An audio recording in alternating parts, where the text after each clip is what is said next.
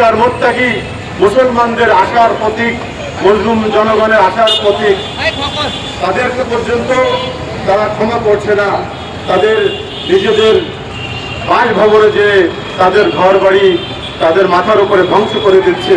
কোন আইন আছে দুনিয়ায় এইগুলো? কোন জাতিসংঘে এই আইনগুলো আছে?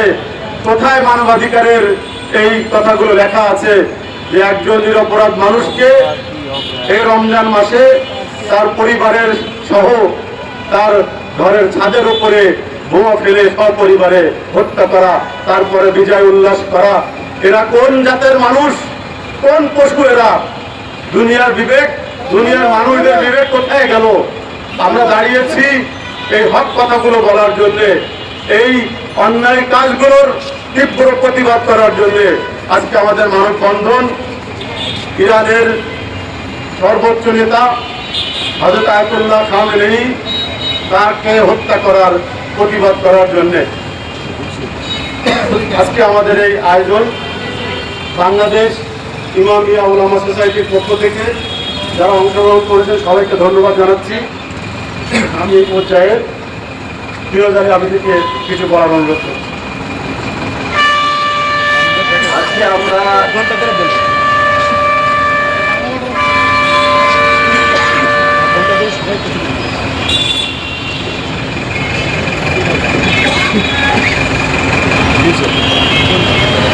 আজকে এখানে কষ্ট এবং বেদনা নিয়ে এবং ভারাক্রান্ত অন্তর নিয়ে এবং নিজেদেরকে ইতিম মনে করে আজকে এখানে সমবেত হয়েছি।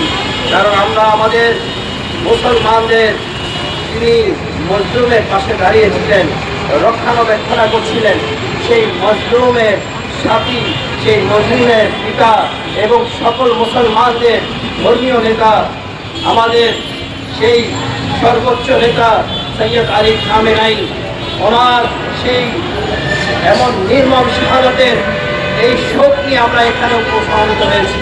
আমরা এটাই বিশ্ববাসীকে জানাতে চাই যে আমরা এমন এক ব্যক্তির মৃত্যুতে আজকে আমরা এখানে সবাই শোকায়িত অবস্থায় আছি, যিনি আজকে সারা বিশ্বে মজলুমের পাশে দাঁড়িয়েছিলেন। ফিলিস্তিনি মজলুম দু একটি রাষ্ট্র ব্যতীত ম্যাক্সিমাম রাষ্ট্র আমেরিকার দালালিতে তারা ব্যস্ত রয়েছে। আমরা এই ধরনের দালাল রাষ্ট্রদের বিরুদ্ধে ধিক্কার জানাচ্ছি। আরেকটি বিষয় হচ্ছে যে আমাদের বাংলাদেশের দিক থেকে যদি আমরা তাকাই, তাহলে আমাদের বাংলাদেশে কোনো মানবাধিকার সংগঠন রয়েছে। আজকে কেন তারা চুপ করে রয়েছেন? আমরা তো দেখে থাকি যে কোনো একটা সামান্য ঘটনা ঘটলেই ওনারা রাজপথে নেমে যান, ওনারা বিভিন্ন ধরনের প্রতিবাদ করে থাকেন। কিন্তু বিশ্ব মানবতার যিনি অভিভাবক আয়াতুল্লাহ আলী খামেনাইকে হত্যা করা হয়েছে, কিন্তু এই মানবাধিকার সংগঠনগুলো আজকে চুপ করে বসে আছে। এর মানে কি? তারা সাম্রাজ্যবাদী শক্তি আমেরিকা এবং ইসরায়েলের দালালি করছে তারা। আমরা তাদের এই ধরনের নীরব ভূমিকারও তীব্র নিন্দা জানাচ্ছি। প্রিয় সাথী বন্ধুগণ, আমাদেরকে মনে রাখতে হবে আমরা মুসলমান জাতি, আমরা কখনোই ভীত হব না। ওরা মনে করে যে আমাদের নেতাদেরকে হত্যা করলে আমরা ভীত হয়ে যাব, কিন্তু ওরা ভুলে গেছে মুসলমান জাতি হচ্ছে বদরের জাতি, মুসলমান জাতি হচ্ছে উহুদের জাতি, মুসলমান জাতি হচ্ছে খায়বারের জাতি, মুসলমান জাতি হচ্ছে কারবালার জাতি। আমরা রাসূলের উম্মত, আমরা ইমাম হুসাইনের অনুসারী।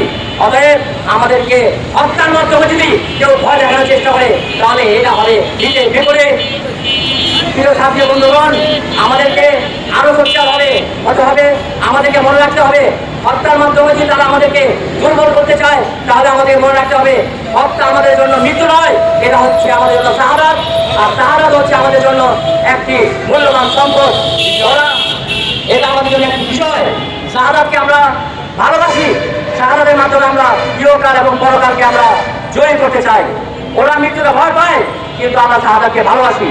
অতএব ইমাম আলী খামেনি রহমতুল্লাহ আলাইহি ওনার এই শাহাদাতকে আমরা, যদিও আমাদের জন্য একটা শোক, কিন্তু এই শোককে আমরা শক্তিতে পরিণত করে আমরা অতীতের সাম্রাজ্যবাদ শক্তির বিরুদ্ধে আমরা যেভাবে কঠোর ছিলাম, আগামীতে আরো আমরা কঠোর হবো।